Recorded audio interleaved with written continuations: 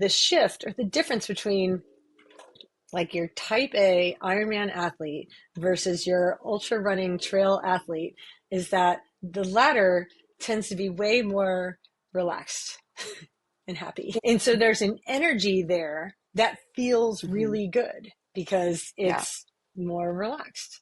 Right. And so that may be the thing that people haven't even put their finger on, like why they like trail running so much. But I would argue that if you really take that approach and understanding of the energy that each athlete is carrying into the race, Mm-hmm.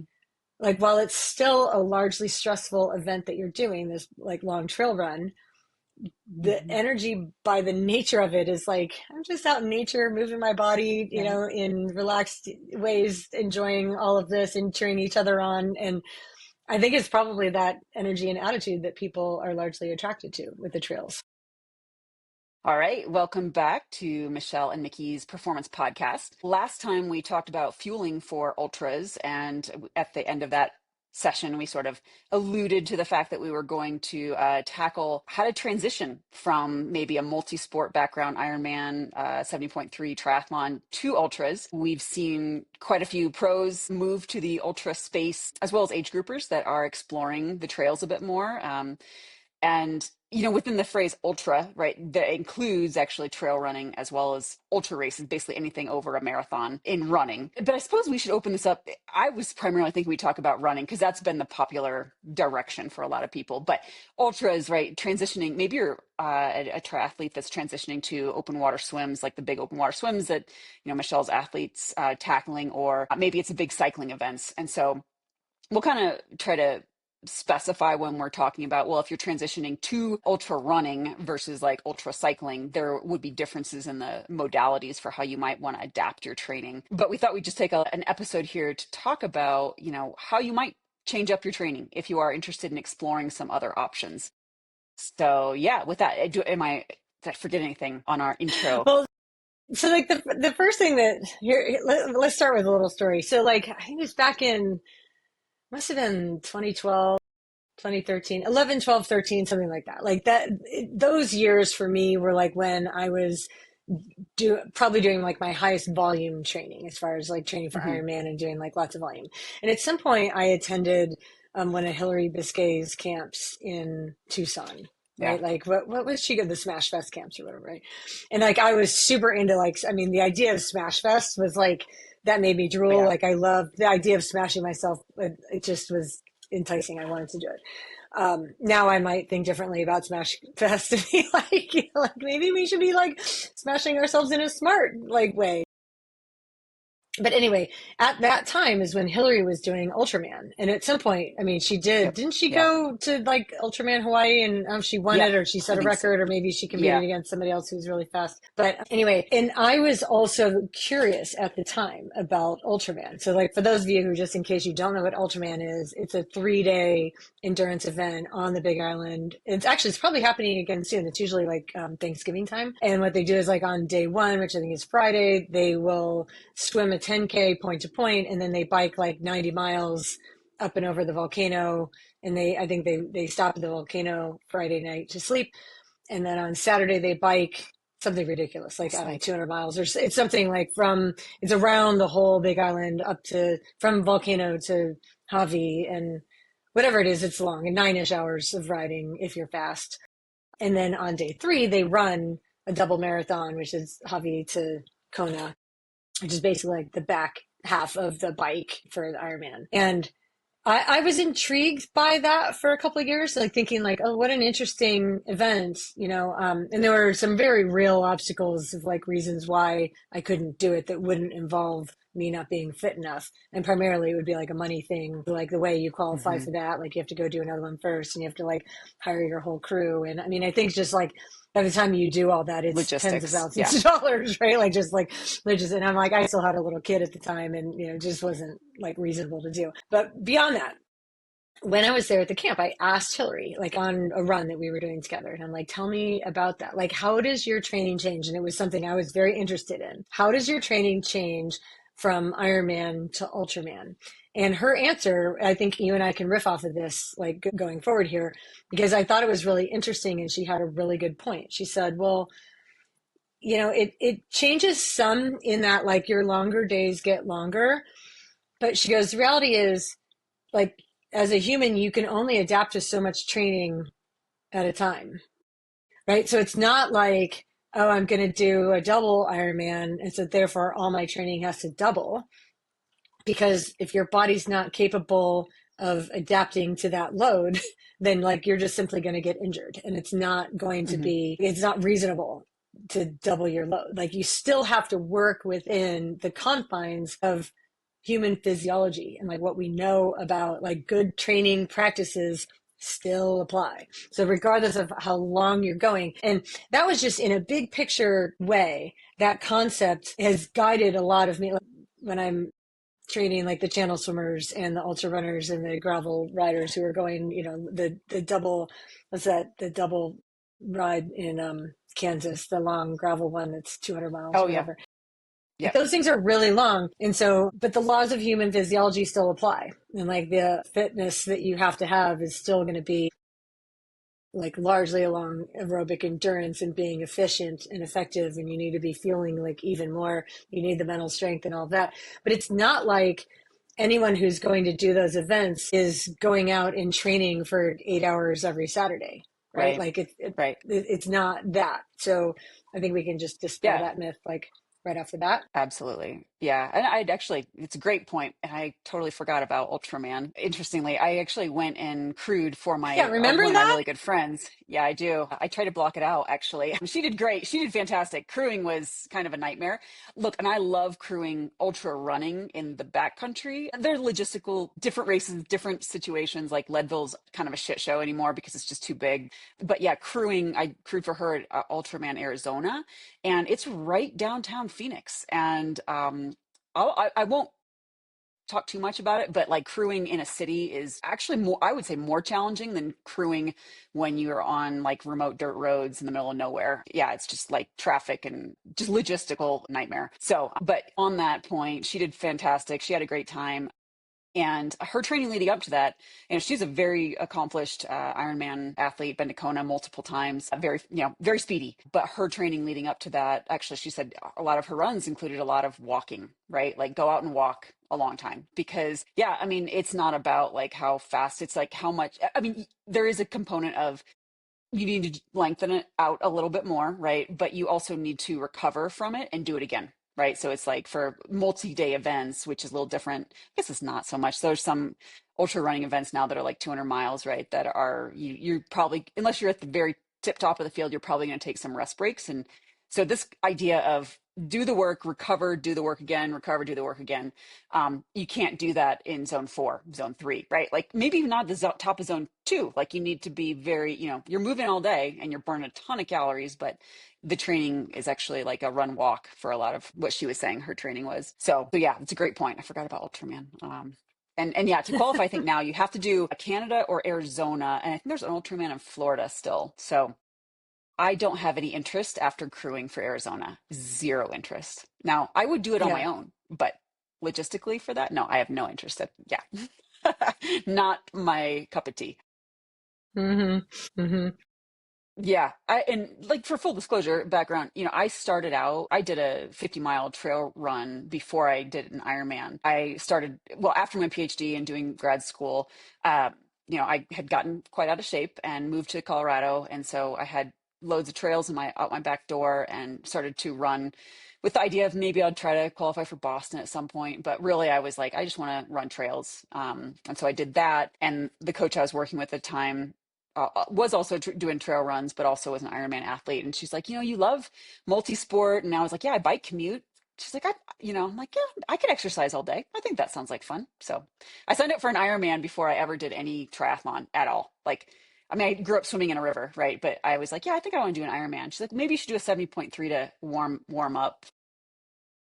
So a lot of people talk about like, oh, you probably started in sprints and Olympics. And like, no, I just decided I wanted to exercise all day. So, and I loved it. But yeah, so I guess first off, right? Like let's talk a little bit. So there has been a progression into the ultra running space from triathlon, from specifically Ironman athletes, and some Ironman athletes moving up to the Ultraman as well. But the considerations that I want to touch on for moving into ultra running, right? Whether it's and a lot of ultra running is on trails, just because logistics, not all, I guess, um, but trying to get the mileage on roads and closing roads, a lot of times just the general history has been to do those on trails or dirt roads. So a lot of what I want to dispel right off the bat is that if you're going to transition from an Ironman or 70.3 into ultra, and ultra is basically anything over a marathon again, so you don't have to jump right into 100.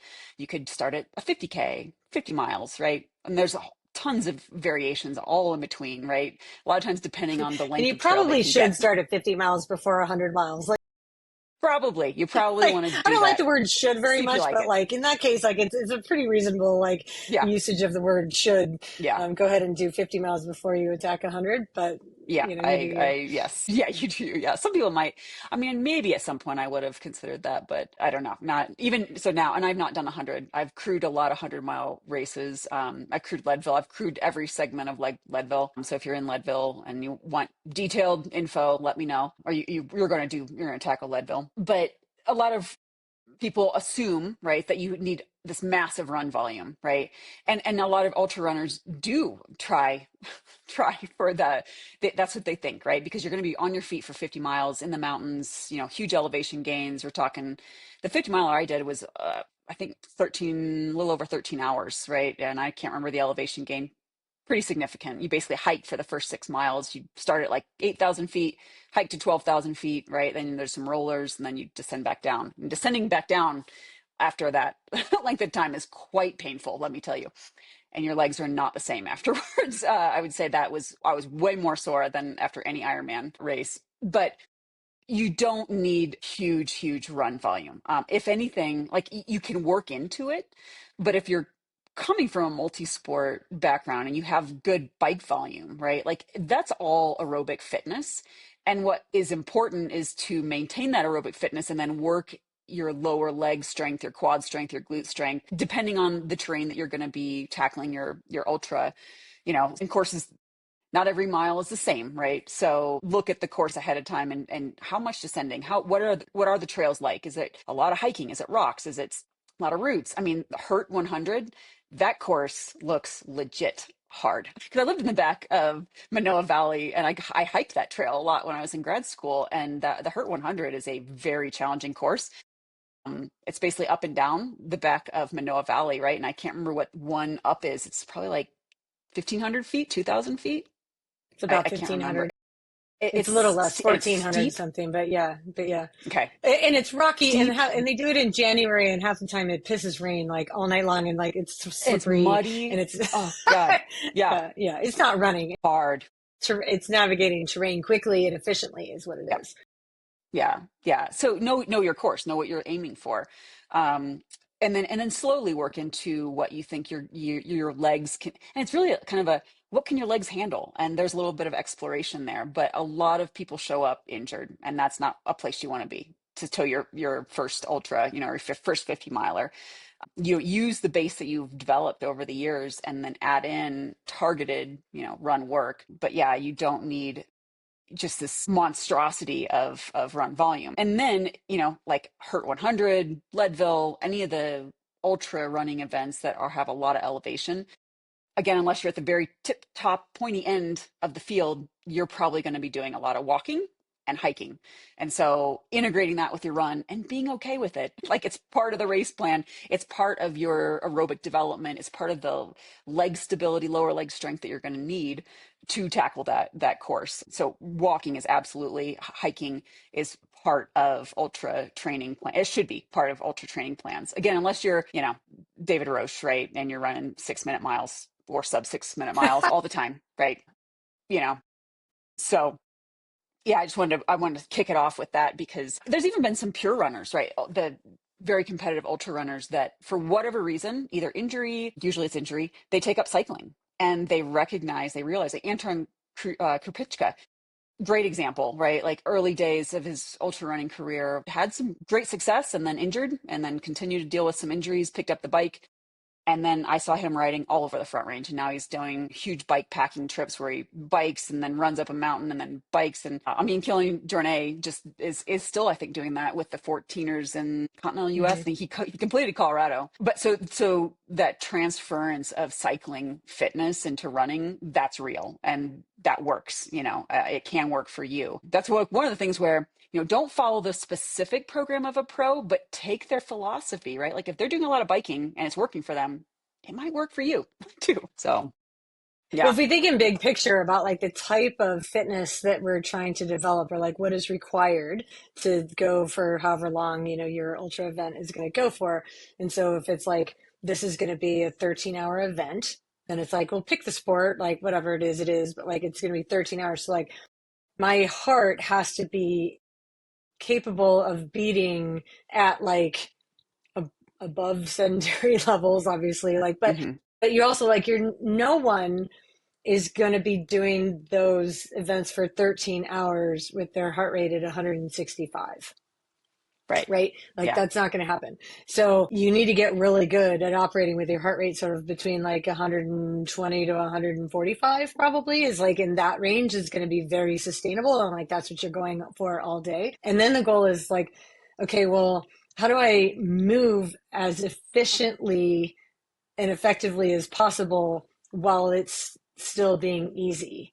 And I feel like that's something that even with Ironman, like this thing that I'm like trying to teach people, shoot, even for a 5K, right? Like your goal is not always to just like learn how to suffer harder or learn how to dig deeper and Mm-hmm. suffer more. Like the goal is to like learn how to move as easily and efficiently as possible so that you can still be moving quickly without it being hard. Because when it's not super hard, then you can go for longer.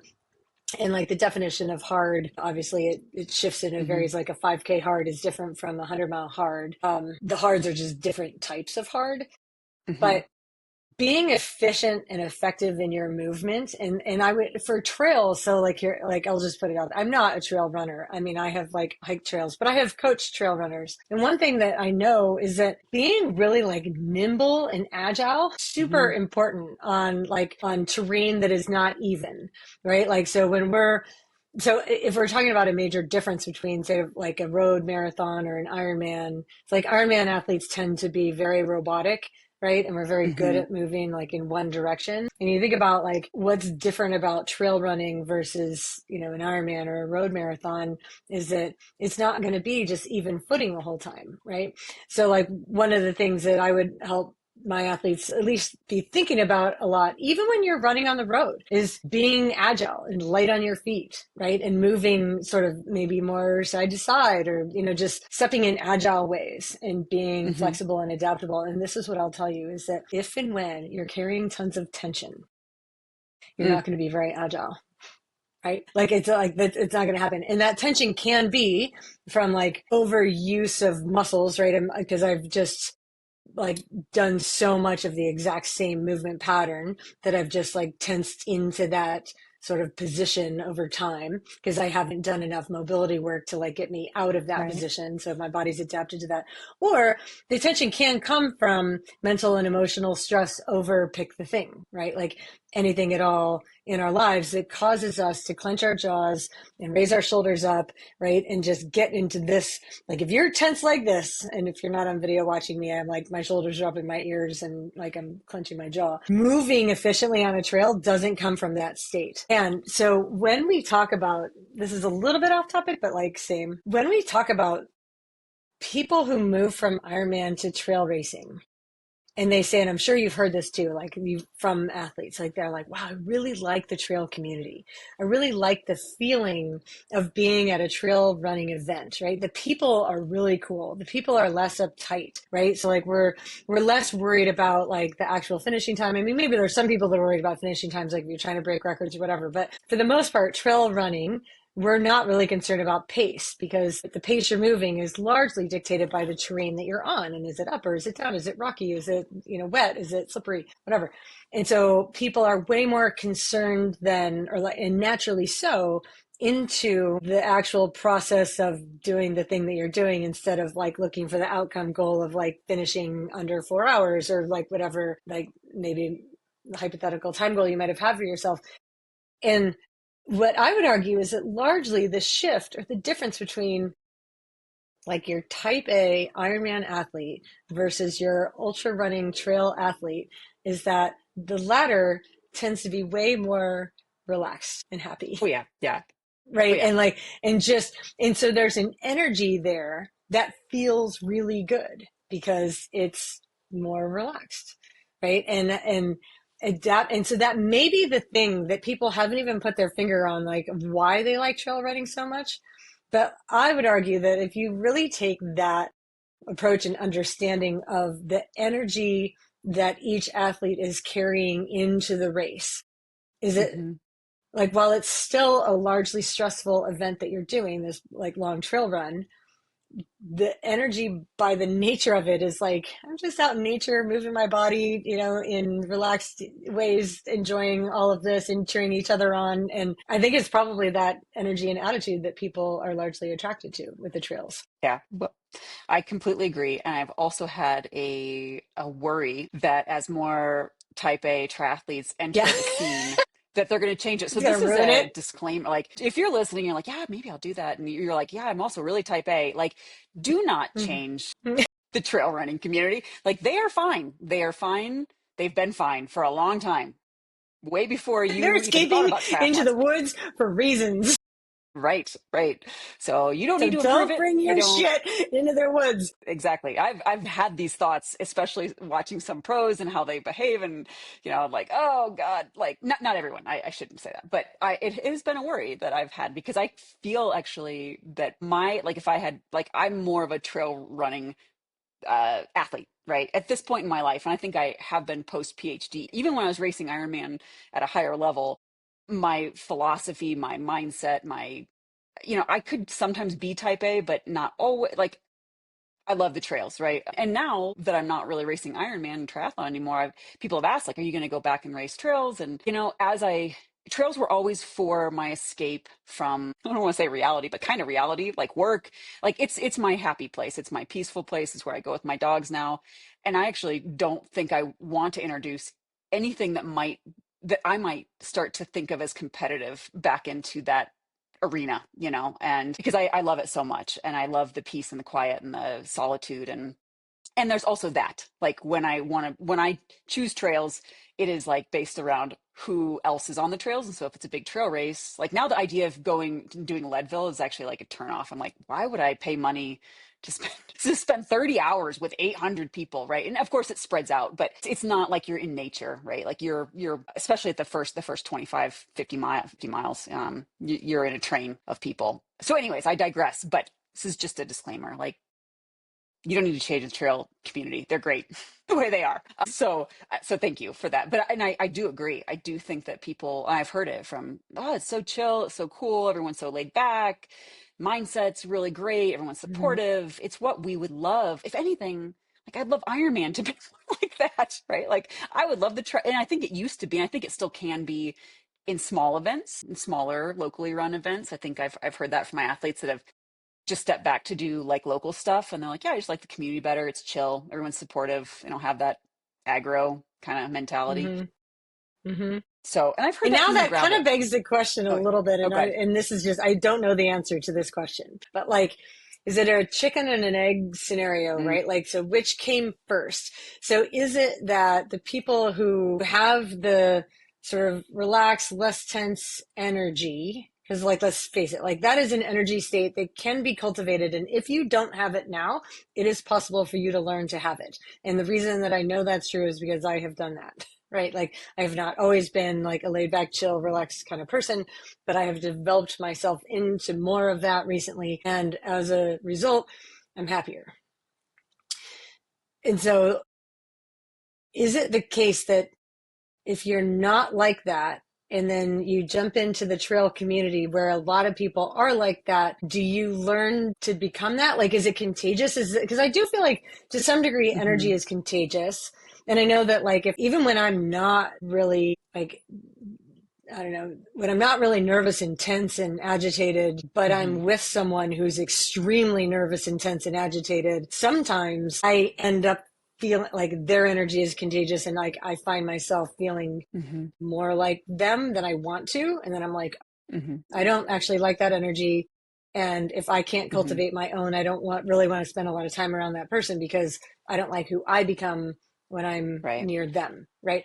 And so that it Right. makes me wonder that if you're, maybe it's like this, if your type A energy isn't really that strong, but it's just sort of a default setting. And then you get around a lot of people who are super relaxed and chill, and like that Yeah. It's, energy is overwhelming your like individual type A energy, yeah. that maybe you learn to relax. So like maybe for some people it is an opportunity to learn, but I Hmm. don't know that for sure. Like I'm just throwing that out there as a Yeah. I something to mean, I talk think about. there's, yeah, I think there's something about, uh, so chicken or egg, yeah.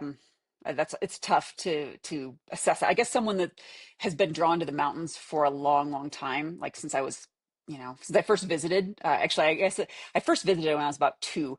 I grew up in the Midwest, for those of you guys that don't know, and my aunt had moved here in the early '70s, and so I would accompany my parents and come out to visit my aunt. I don't remember some of those early trips, but I did come out and as a junior high kid, like 12 or 13, and that was it. Like I was like, this is it for me. Like this is where I belong. This is where I want to be.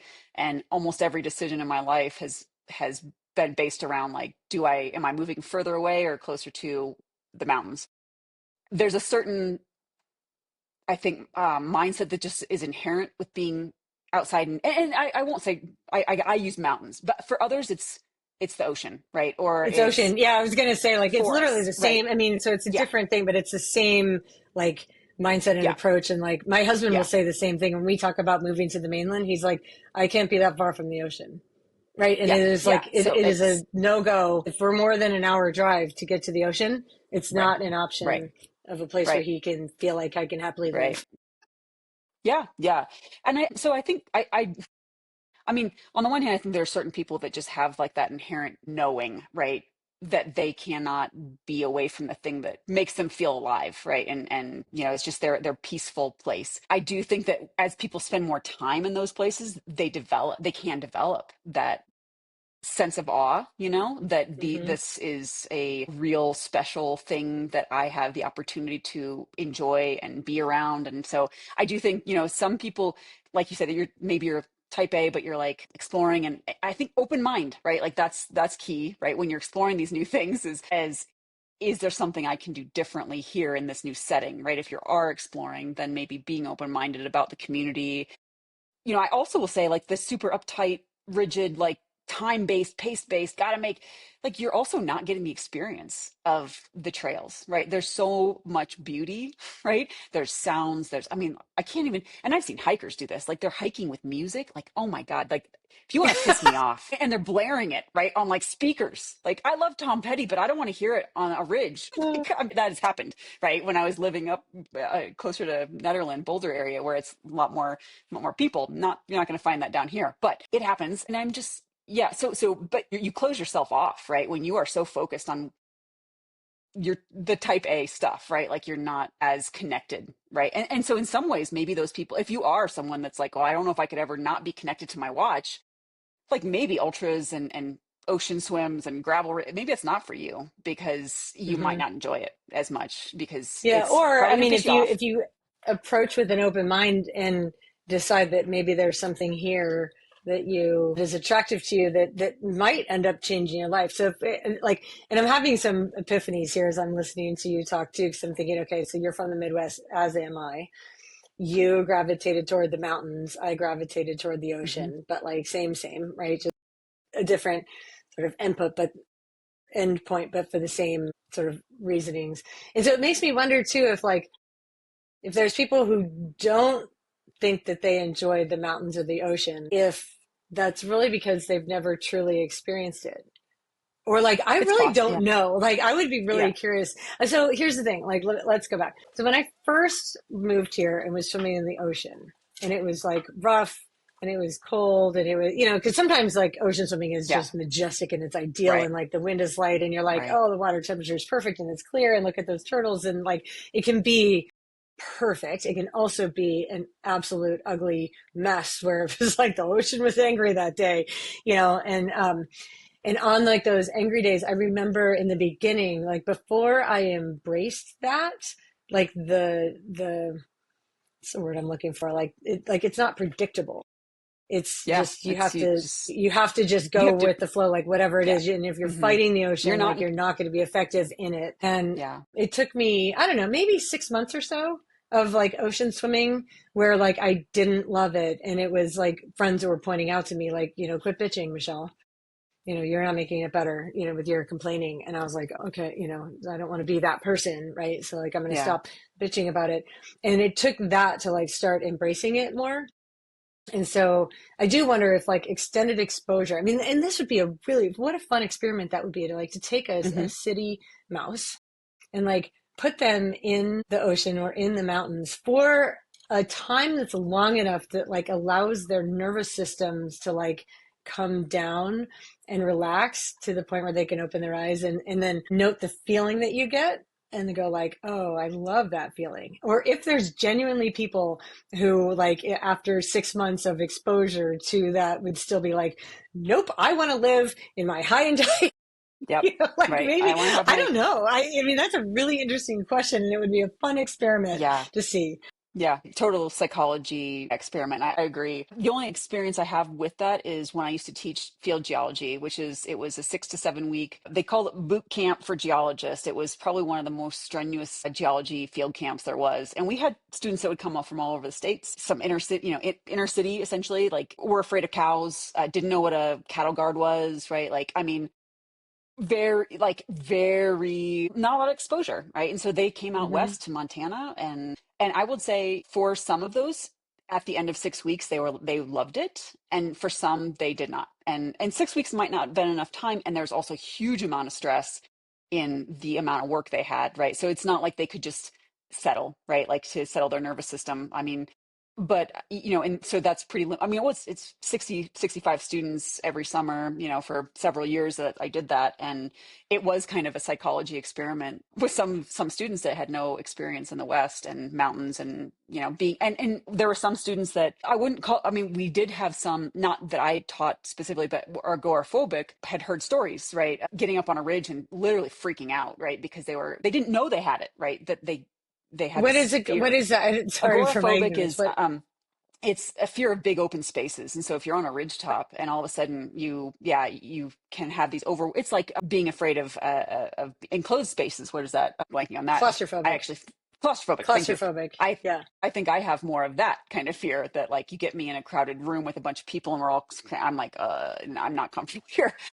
Um, but we had a couple students though that we encouraged, right, on some projects to be out. You can't map with a buddy, right? Like there's no buddy, like you need to be mapping on your own.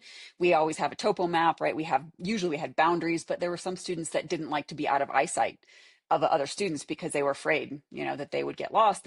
Couldn't read the topo map as well, whatever reason, and they had limited experience of being out in the open in the West. And so I don't know, that was I think there are deep, like kind of, it would probably depend. For some people, it might be that they would really need a long time and a deep reset to feel comfortable in some air, like the ocean swimming, right?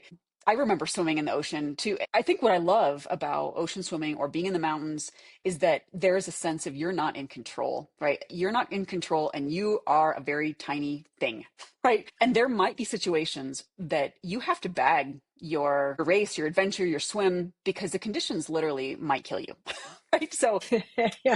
it's like, but I think when you have, I always allude like wanting to reach a summit.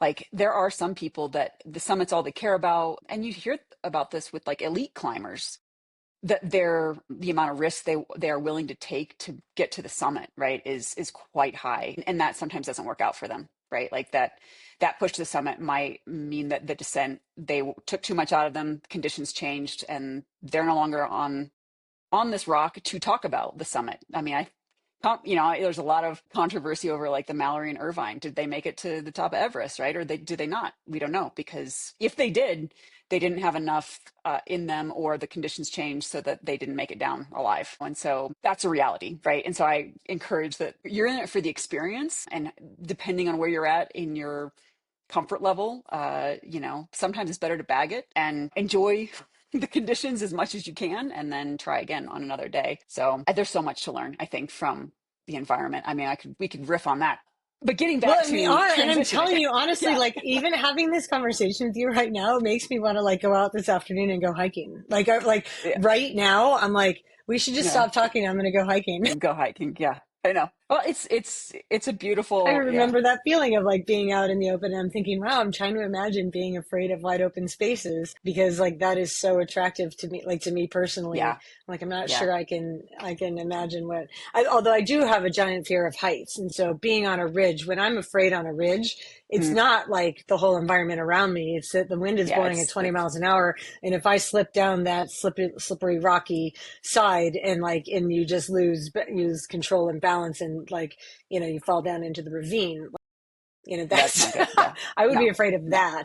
But yeah, if I was safe, as long as I felt safe, it's not the big wide space that would make me feel unsafe. It would be like losing my footing and falling in a way that would injure me. Like that's yeah, where I would feel unsafe. yeah. Well, and But anyway, interesting, this is, now that yeah, we've this, explored the whole psychology yeah, around right. being Ultras. And outside in well, nature. I think there's a lot, for age groupers, right, that have, or pros or whatever. I mean, probably most people listening are age groupers here. You do triathlon for a long time, right? Like some of my athletes have been doing triathlon for 20 years, 25 years, right? I do think there's a natural human desire, right, that you want to explore things and like experience things. And so, but I think like if you are transitioning to ultras or some other event, keeping the open mind and the driving force, let it be exploration, right, and investigation, and Hmm. and having an open mind helps with that exploration. I think that, again, and like changing a sport, right, there should be no preconceived notion of like how fast you're going to be, or like where you're going to place, or right. I mean, same for doing your first triathlon, right? Like I always encourage athletes to say, like, focus on what you can control, likely control, right? Like focus on the process and not the outcome. Yeah, I just actually had a I wonder runner if that it's did it. his, okay, Okay, yeah, no, go go ahead. ahead. I was going to say, I Well, wonder if it's yeah. the environment, if you can wrap your mind around the concept of letting the environment be your teacher and to see like, Hmm. what is the environment trying to teach me in this scenario, right? And Hmm. like the environment can teach you that like, hey, you can relax and let your guard down out here. And that is an attractive feeling to people, or if the environment is teaching you like where your personal limits are, right? That like, here's Hmm. something you're capable of doing, but you know what? There's some things that you aren't. And it's not you. It's like just the environment just isn't conducive to continuing on, like due to the weather, the conditions, the terrain, the whatever. Like then there'll be some humans that will even test that, with like the free solo people climbing, the rocks, and you go like some of that looks like it's humanly impossible, but the human is like Hmm. teaching. But you would say that like even the humans that are doing that, like they're testing themselves with the environment. I would say not necessarily Hmm. against, right? Like there would be a Yeah, difference.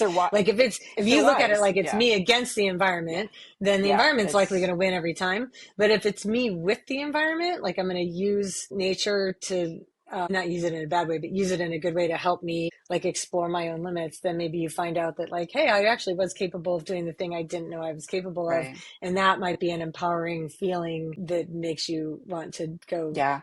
do more, experience more. Yeah, absolutely. Yeah, I totally agree. Yeah, I mean, even if you're not transitioning to ultras or other events, it's taking that mindset, even in 70.3 and Ironman racing, right? Like we so often are prepping for the perfect day, the perfect conditions, or maybe we have some idea of like it's going to be hot, right? But then maybe it's actually cold, or maybe it's actually probably not in Kona, but it's and actually I can't say it with climate change. Unfortunately, I don't think I've had too many races, maybe a handful where people are like, yeah, it was actually cold and I was planning for it to be hot, but it's not a bad thing. Usually it's hotter than what they are expecting. So yeah. So, but using the environment and nature to, yeah, explore your own boundaries, I think is definitely the wise, yeah, that's the Hmm. wise path. Yeah. So if we go Yeah. back to like the training for, which is like Yeah. in Yeah. theory what we're talking about here, like Mickey and I are really good at riffing. If we go back to the training piece of it and then looking at it's the process is largely going to be very, very similar as far as Hmm. like what's your fitness level now? What does the fitness, what kind of fitness does your event that you're tackling require? Right. And like, what's the gap between those two? And then like filling that in a way that is something your body and mind can recover from. Right. I mean, Yeah. in a big picture Yeah. way, like it's the same. And then it's the details of that that change because the type of fitness that's required for the ultra running marathon isn't exactly the same as what's required for Ironman. So you go, okay, I need to be an efficient hiker. You know, I need to be able to fuel myself for long distances. I mean, that's the same as Ironman, really. I need to be more agile, I suppose, like moving Yeah. in different ways. You need the durability, but this is my experience, and like I would guess that you probably have really similar experience. But when, especially with run durability, which is just like in a big picture way, if you're going to complete an ultra of any distance on any terrain, you need to be durable. And durability, in my experience, comes with consistent, frequent total volume, Yeah. not Yeah. like running twice a week for long distances and then not, I Right. didn't have time to train Monday through Yeah. Friday, but Saturday and Sunday I go out and put in as much miles as I can. Like that approach is going to be less effective in making you a durable athlete than if you can run 3 or 4 miles every day of the week. Yeah. I have had athletes be successful on that plan, but it's not by choice, right? Like it happens. And then, they do prioritize their training on the weekends. And so, yeah, we get very little in the weekdays. And then, yeah, it's not ideal. I think absolutely, run durability is consistency, occasionally getting on the trail, similar trails. It doesn't have to be, especially if you're training for something many states away or you got to fly to Hawaii to do hurt, but trying to do something that mimics a little bit of the trails you might be on ish. And that's tough, right? But just so you Mm-hmm. have some body awareness around what it might be like. And I'm talking every week. It's like might be one weekend a month or something. Yeah, I think The like once other, every three yeah, weeks or every 3 or 4 weeks yeah, is like if you're going to give a really big stimulus, I don't think you have to do that every right. single week. What would you Well, say about yeah, how somebody should train? Like if they were on a flat, if they live like where it's pretty flat yeah, and they don't have access to like a lot of downhills and downhill trails, but they're yeah, going to do like a hilly trail. And if even if they said like, look, I'm not trying to win the thing. Like I just want to complete this like 50 miler, but like there is significant elevation. And as we know, anything that goes up also comes hmm, down. And so I am, for that reason, like a really big fan of downhill running. And I know people say, oh, careful with downhill running, you're going to hurt yourself. But like, I think if you dose it correctly and build it correctly, downhill running does not have to be like, it's not an automatic injury inducing event, right? Like yeah, you can learn how to do it. yeah. Well, how would you have somebody train for like the down? So because there's muscle impact, right, with downhill that you really don't get on flats or uphills. But how would you help someone train for that if they didn't have access to that terrain? Well, yeah, downhill running, I also, yeah, it will give you DOMs terribly. Like if you do it hard and if you will, if you don't have access to it and you do need to train for it, like you have to accept that, yeah, the race might have a lot more impact on you than maybe someone that does have access to that.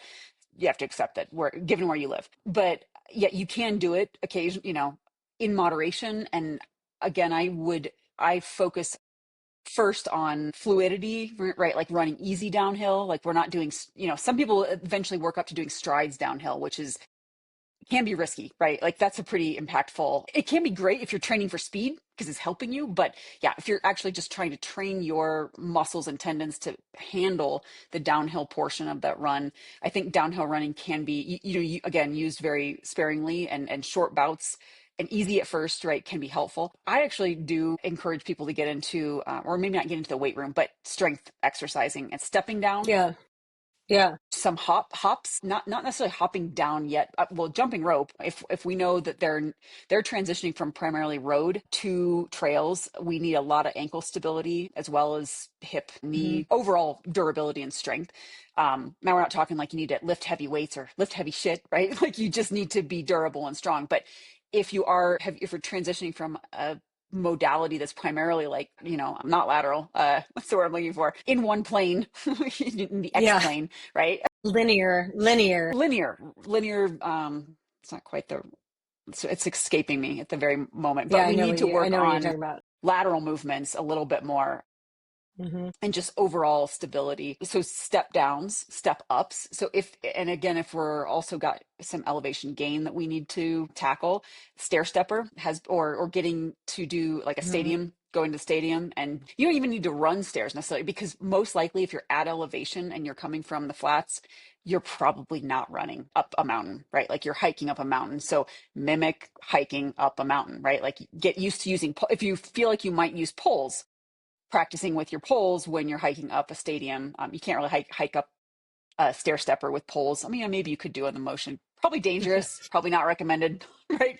But you could get your poles out on the stadium. But yeah, step downs, hopping, jump rope. So I do encourage athletes, if they're comfortable with it, to start jumping rope at the end of their runs for minimal, right? Like especially if you haven't jumped rope in a while, it will wreck your calves, right? Like wreck your ankles. So small dosage and we work into it, maybe some single leg hops. And it doesn't have to be jump rope, it could be hopping. And then, yeah, step downs, really Hmm. important. And then working into maybe weighted step downs, but probably not. It just depends on the Yeah. athlete.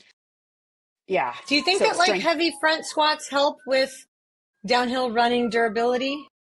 Like, I really front don't know squats. like, as I'm asking this question, like, I genuinely don't know. So, like, I'm not trying to trick you. Yeah. Genuinely, like, so just, I'm thinking, because it's quads, right? That like are the impact from running Hmm. downhill for long periods. Like, that's where you're going to get it. And so I do wonder if like holding weight, like at your chest, like, so Front. that's going to put more sort of emphasis on quads than if you're doing like a back squat, which is, going to be more glutes. So if your weight's on the front and doing like front squats that way, Hmm.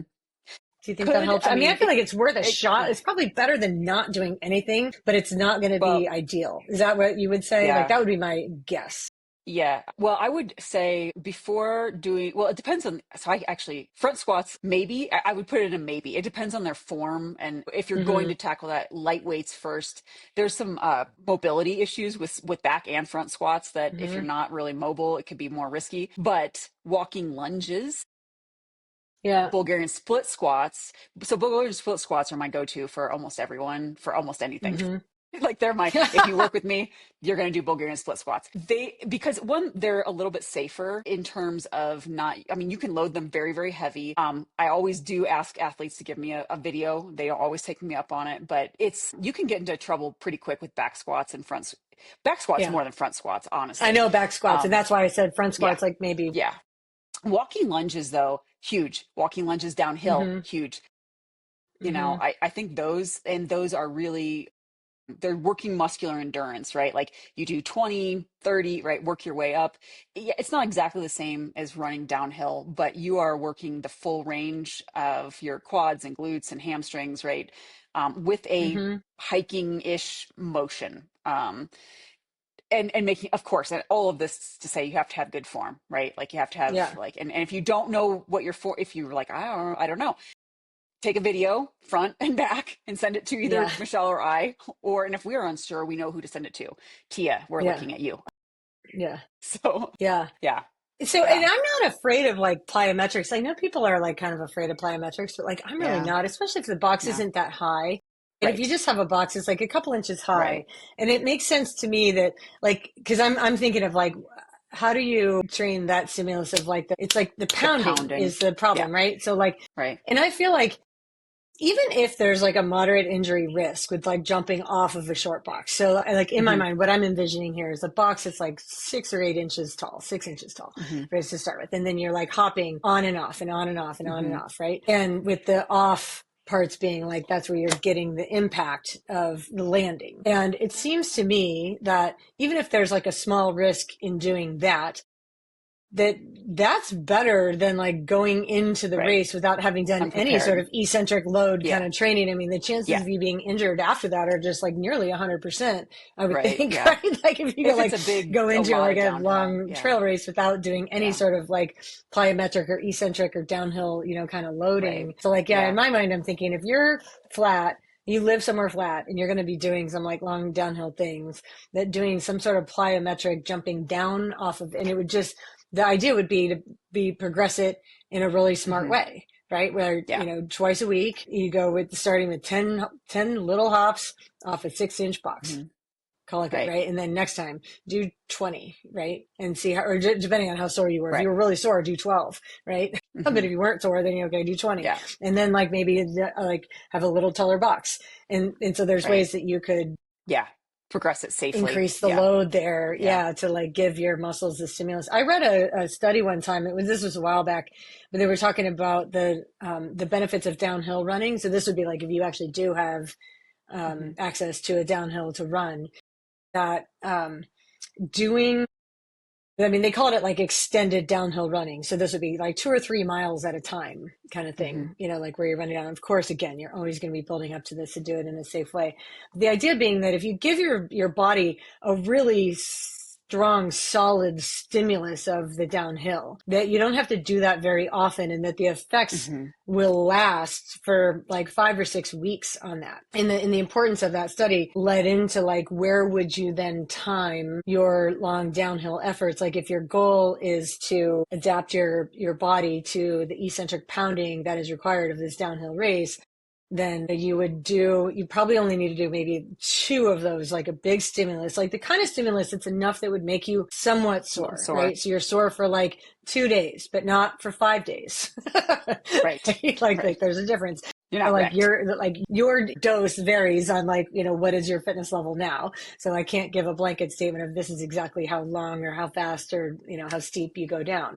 But like you run it downhill in a way that makes you sore for a day or two, and then by like day 3 you're okay, and you do that and then do it again like 3 or 4 weeks later, and have the second one like 4 to 6 weeks out from the race, and that doing that is Hmm. enough downhill stimulus so that like on the day you won't feel the same sort of, because like it can be a limiting factor for some people in a long race. Like if you haven't trained your quads for the downhill impact, like I think a lot of people, like they think about the trail race and they just want to train the uphills, right? Because like that's Yeah. Right. in the That's moment easy. feels like the Yeah. hardest thing, but Right. like that's harder, like cardiovascularly, but But it's, muscularly the downhill is going to be harder. So in training for your trail race, you need to be thinking in terms of like, I need to be cardiovascularly fit enough to be able to get up the uphills without going into a red zone of any sort. And then I need to be muscularly durable enough to get down the hill without like having muscular failure in a way that makes it feel like I'm stepping on a nail, every time, and like slicing my quads open. So like thinking in right. those terms as you're developing a training plan for a longer trail race, a Tilly would be my thinking. Yeah, and what usually I see happen, well, so and it really depends on when the big downhills are. If they're early in the race, it's actually more risky.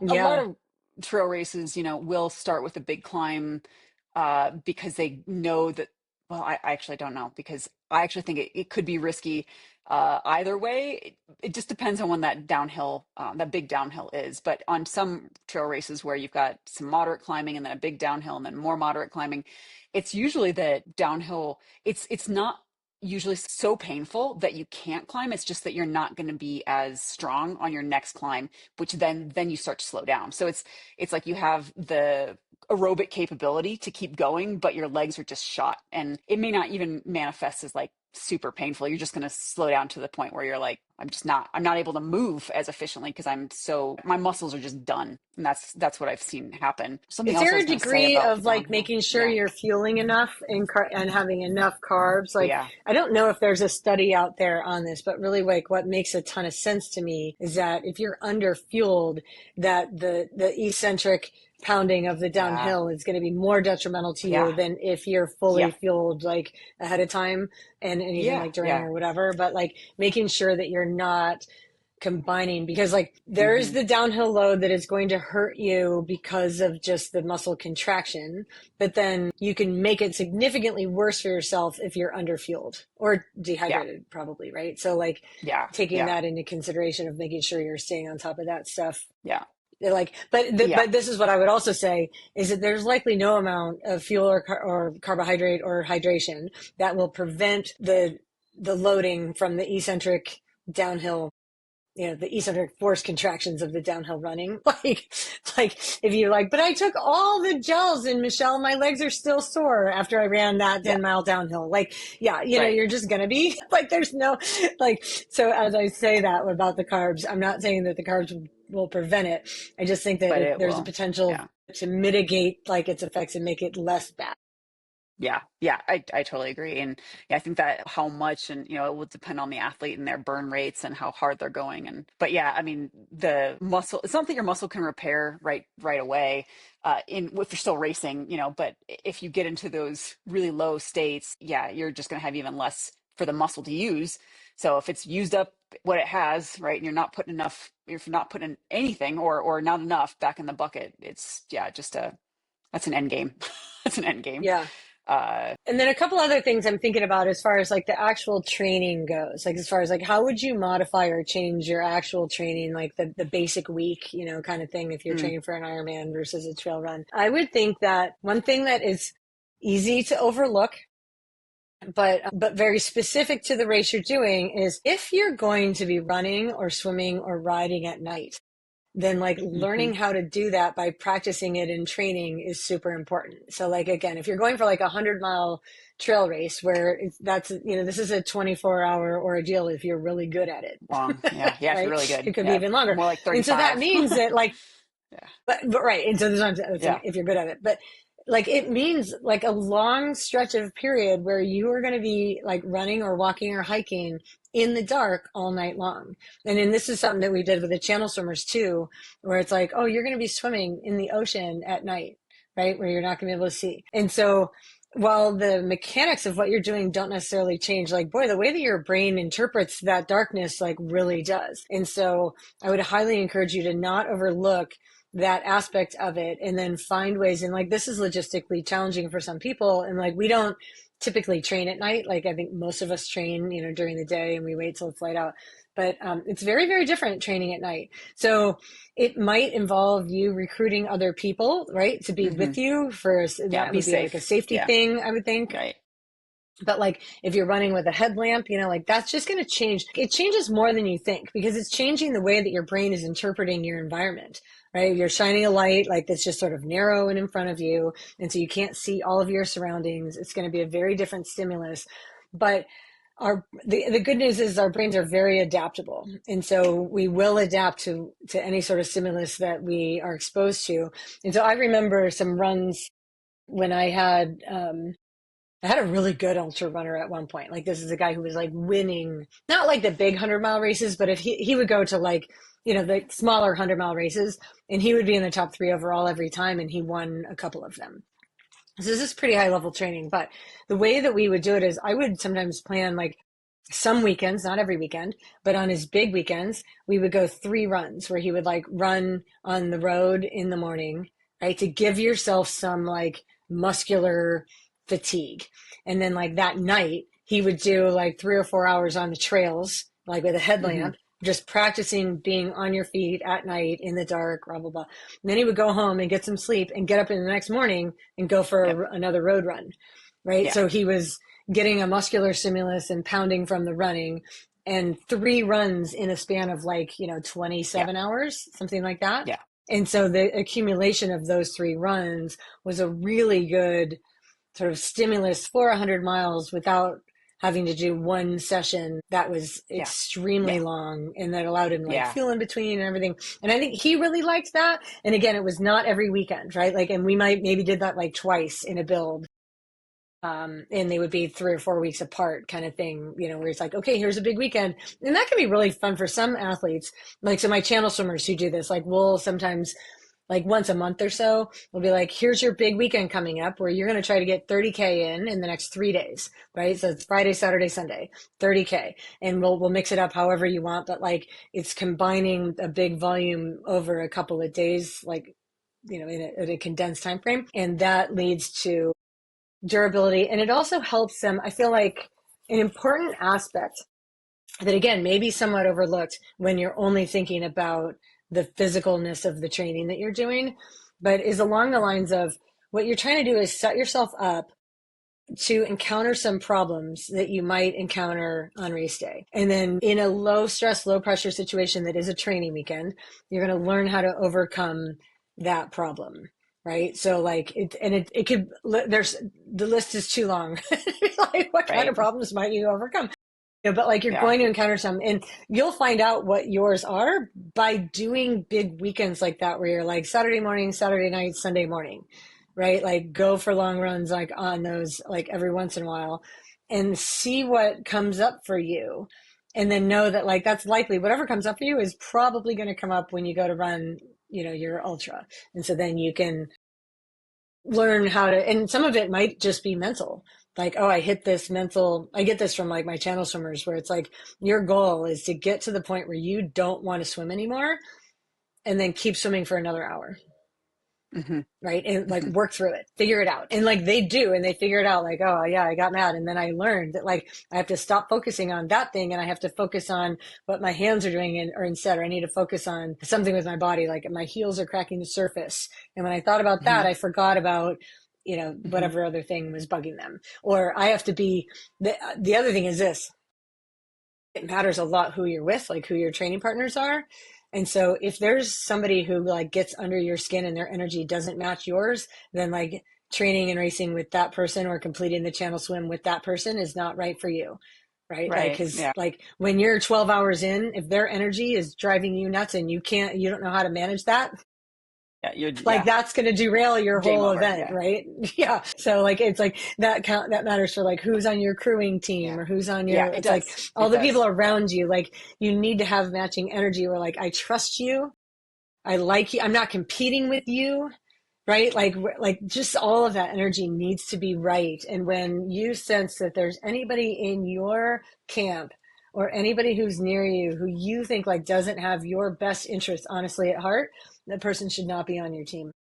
Yeah, I totally agree. I mean, yeah, we could have probably a whole podcast on crewing, what to do, what not. Maybe we should. Maybe we should, both for how to recruit your crew and then for those that are Mm-hmm. going to volunteer as a crew, like Mm-hmm. what you need to do. And yeah, it's huge when you start to get in these big events like channel swimming, right? Like it's huge safety. Leadville, Mm-hmm. all the big 100-mile races, some of the 50-mile races, will allow crewing, and it's for some, yeah, it'll make or break. It can make or break your race if that energy, not no, whatever, inefficient. I won't say inefficient. I mean, mostly when you're out there, like any crewing is probably better than no crewing for some of these things. But I've also, well, gosh, I mean, take that back. I've seen some athletes be just horrible to their crew too. So that's also a don't be mean to your crew. Like they're out there for you. I mean, literally one of the But first also, like, if races you are being mean to your crew, like, you likely need to have some sugar right away because, like, if right. you're being Well, mean to there's your crew, that. you're also likely being That mean to yourself, like, inside. Like, that's true. your self talk Yeah. is so negative at this point that, like, Yeah. you're really in trouble. Yeah. So, yeah, Yeah. like, there's One of the probably very like a low sugar situation going right. on. Like, Right. you're Yeah. There's the mad first. at yourself and you're taking it out on your crew, is what's Yeah, happening there. yeah.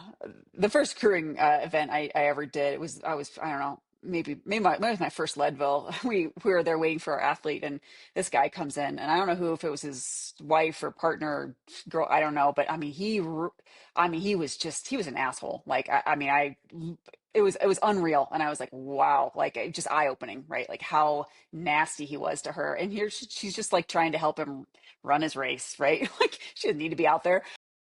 Our person was the sweetest, most, all she did was say thank you the whole time. Thank you, thank you, thank you. Like a total 180.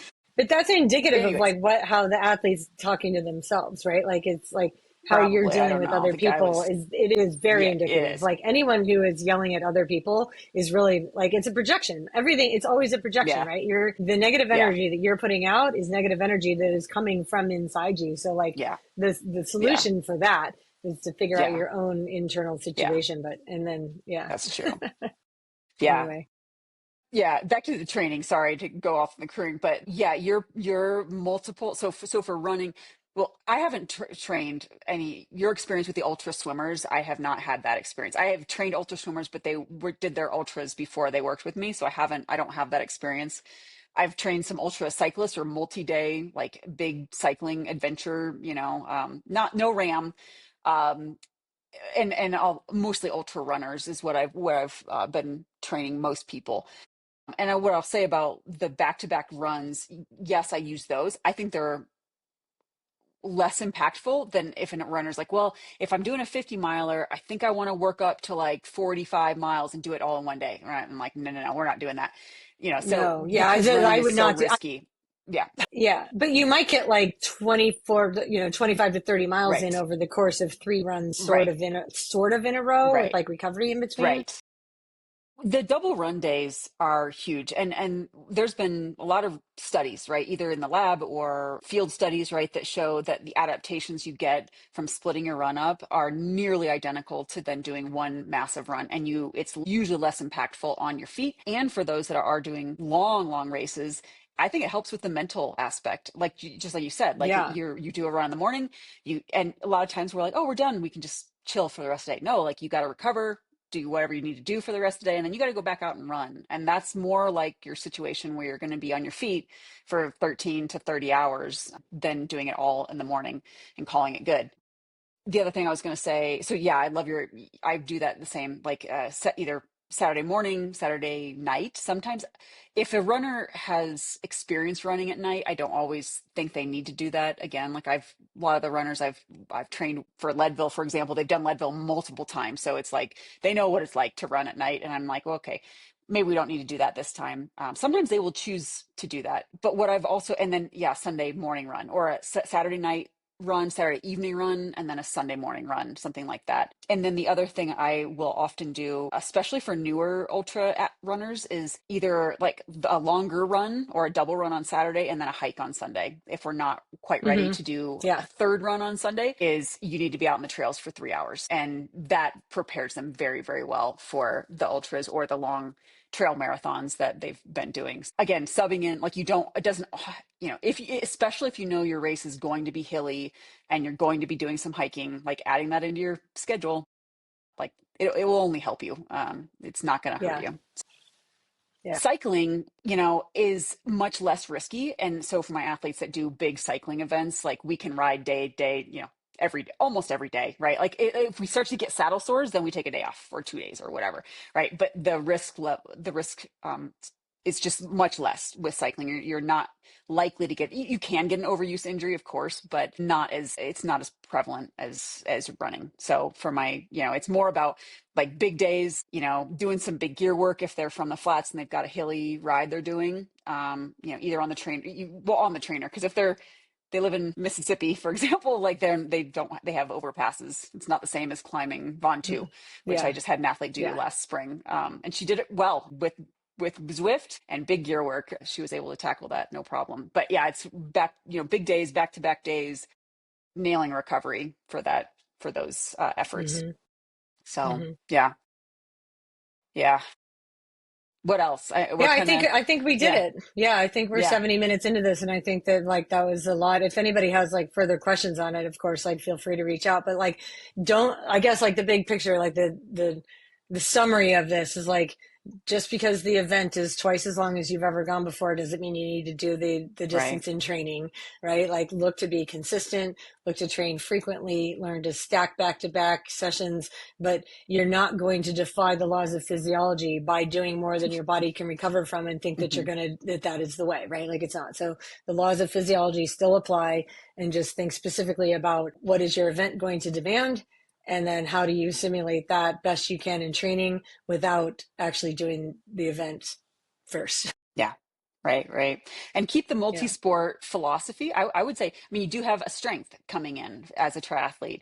Like, keep that philosophy of multiple, like, it's only going to help you be a stronger trail runner or maybe swimmer, right? Maybe it doesn't always translate for swimming, but for my runners, keeping a bike in, and I still keep swimming in if they're willing to get to the pool because it's fantastic for recovery, assuming they're a good enough swimmer to use it as recovery. If they're not, then we don't do that, but we do very easy bikes for recovery. But I also keep bikes in for base endurance and some strength work. It matters, and it allows you to continue to build your aerobic capacity without damaging your legs from like back to back to back run days. You can still bike, you can bike hard, right? And then run consistently, run math, run easy, run walk, get the timing on your feet, and you'll be well prepared. You'll probably be better prepared than a lot of people following a traditional ultra run plan, which is super high run volume.